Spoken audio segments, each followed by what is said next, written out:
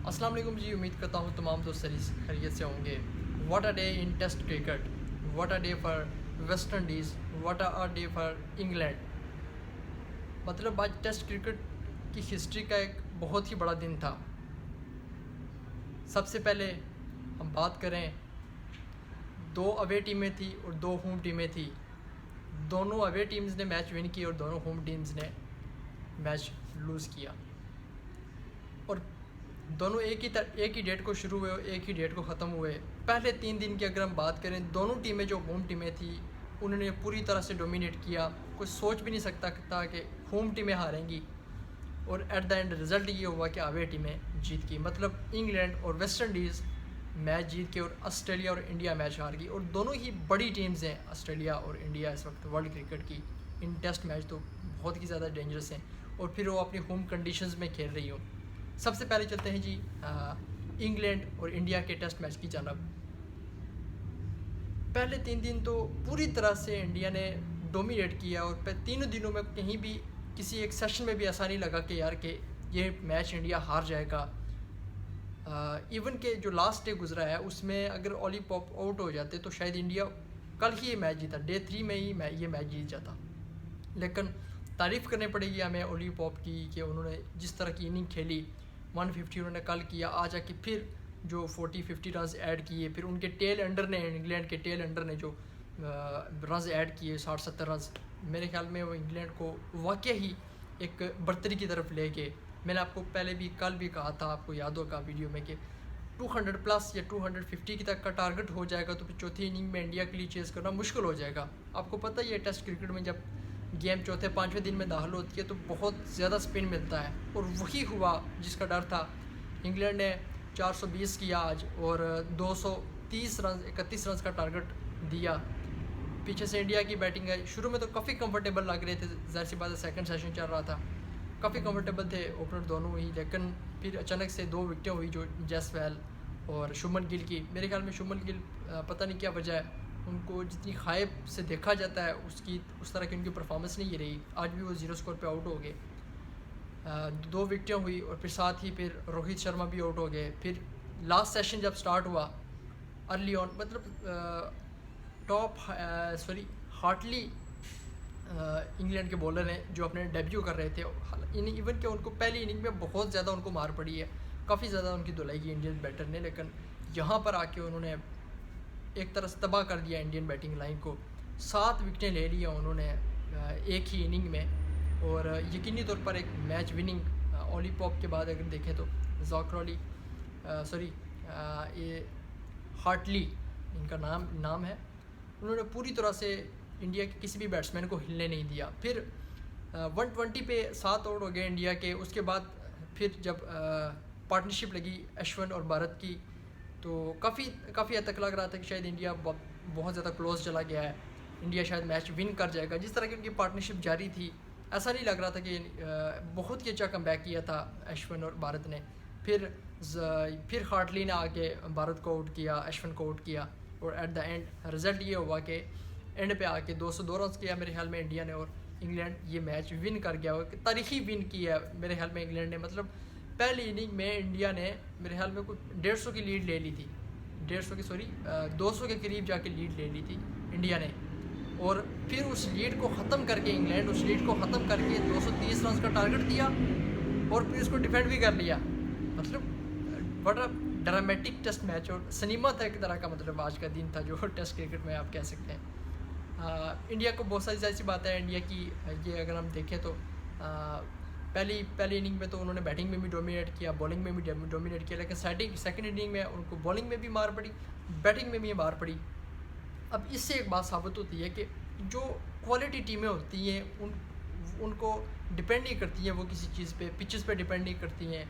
अब देखें इंग्लैंड ने सारे अपने तकरीबन उनके जो बॉलिंग लाइन अप थी इंग्लैंड की, चलो बैटिंग तो हम साइड पे कर लेते हैं, उनकी अच्छी खासी बैटिंग लाइन है, बॉलिंग लाइन थी उनमें सारे न्यू बॉलर थे। और किस तरह से एतमाद किया कैप्टन ने, उनके कोच ने, और उन्होंने मैच जितवा दिया। अब बड़ा ही इंटरेस्टेड होने वाली है ये सीरीज़। ज़ाहिर सी बात अब इंडिया कम बैक करने की कोशिश करेगी सेकंड मैच में, इंग्लैंड टेस्ट सीरीज़ विन करने की तरफ जाएगा।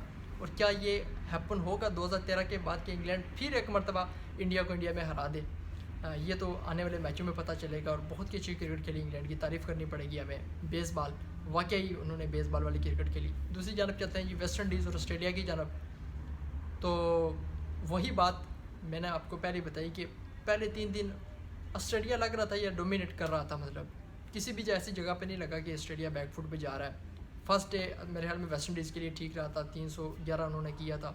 लेकिन फिर जो सेकंड इनिंग में 189 पे ऑल आउट हुए वेस्ट इंडीज़, 216 का टारगेट, मेरे ख्याल में ऑस्ट्रेलिया जैसी बैटिंग लाइन के लिए 216 का टारगेट कुछ भी नहीं है, और उनके होम ग्राउंड में। और फिर वेस्ट इंडीज़ ने कर दिखाया। वेस्ट इंडीज़ ने कहा कि भाई अब हमें ज़िंदा हैं। और ये आपको याद रखना चाहिए 1997 के बाद पहली मरतबा वेस्ट इंडीज़ ने ऑस्ट्रेलिया को टेस्ट मैच में हराया है। और वो भी हराया किधर है, ऑस्ट्रेलिया में जाके उनके होम ग्राउंड में, गब्बा के होम ग्राउंड में हराया है। और इवन जब वेस्ट इंडीज़ ने विन किया मैच और कमेंटेटर में मौजूद थे, वेस्ट इंडीज़ के कमेंटेटर मौजूद थे और एडम गिलक्रिस्ट मौजूद थे, और वो जो वेस्ट इंडीज़ के कमेंटेटर थे उनकी आंखों से आंसू जारी हो गए थे। फिर एडम गिलक्रिस्ट ने उनके गले लगाया और उनको मुबारकबाद दी कि उनकी टीम ने विन के लिए। और सिर्फ देखें 8 रन से वेस्ट इंडीज़ ये मैच जीते, कितना क्लोज मैच हुआ, एक तरह से पूरा सनीमा था। और दूसरी जानब एक और मज़े की बात है कि स्टीव स्मिथ ओपनर आए, वो 91 पे नॉट आउट गए, उनके साथ कोई खड़ा नहीं रहा। लेकिन वो भी 1 मैन आर्मी, उनकी तारीफ़ करनी पड़ेगी उनकी कि वो एक 1 मैन आर्मी की तरह खड़े रहे। लेकिन उनकी टीम में से किसी ने भी इस तरह से साथ नहीं दिया कि वो मैच को फिनिश कर पाते। 8 रन की दूरी पे जस्ट ऑस्ट्रेलिया ये मैच हार गई। और वेस्ट इंडीज़ के लिए एक तारीख़ी दिन था ये कि ऑस्ट्रेलिया में जाके उन्होंने हरा दिया। जो कोई मेरे ख्याल में इंडिया IND, ये मेरे ख्याल में शायद ऑस्ट्रेलिया के लिए भारी है।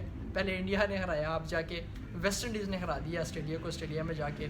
और मैं हीरो ऑफ द मैच आप कह सकते हैं जोसेफ, 24 ईयर ओल्ड, यार क्या ब्लॉक की बॉलिंग करता है वो बंदा। अब देखें बैटिंग में जब वो बैटिंग कर रहे थे तो मिचेल स्टार्क ने उनको बॉल लगी थी उनके जो लेग में, इंजर थे, लेकिन उसके बावजूद वो स्टैंड बाय रहे अपनी कंट्री की खातर। और एट लास्ट विकेट भी उन्होंने आके ली और मैच अपनी टीम को विन करवाया। और मैच के बाद उनको काफ़ी ज़ख्मी हालत में बाहर गए मैच से। तो ये देखें ये उनकी कंट्री से मोहब्बत थी और इसी मोहब्बत की वजह से शायद वो मैच जीती। उन्होंने भी 7 विकेटें ली। आप कह सकते हैं कि एक जनब जोसेफ और दूसरी जनब हार्टली, दोनों ने ऑस्ट्रेलिया और इंडिया का हार्ट ब्रेक कर दिया। और होम टीम में मतलब होम एडवांटेज, इंडिया भी बहुत ही ज़बरदस्त तरीके से होम एडवांटेज उठाता और ऑस्ट्रेलिया भी हमने देखा, और दोनों को इस बार शिकस्त का सामना करना पड़ा। और इससे ये साबित होता है कि जो भी क्रिकेट बेहतर क्रिकेट खेलती है, वो चाहे कोई भी जगह हो, चाहे किसी का होम ग्राउंड हो, चाहे कंडीशंस किसी की अपनी हो, वो वहाँ पर जाके जीत सकती है। इट्स मीन कि वो वाकई क्वालिटी टीम है जो किसी भी कंट्री के होम कंडीशंस में जाके उनके अगेंस्ट विन करती है। इसका मतलब वो क्वालिटी टीम है, उसमें वो तप्पड़ है कि वो किसी भी टीम को टक्कर दे सकती है भाई।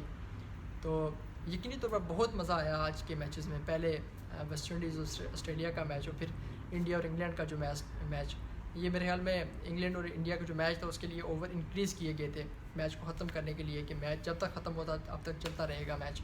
वैसे तो मेरे ख्याल में 64 ओवर्स में मेरे ख्याल में गेम एंड हो जानी थी, ये डे ख़त्म हो जाना था। लेकिन 70 ओवर में जाके मैच ख़त्म हुआ।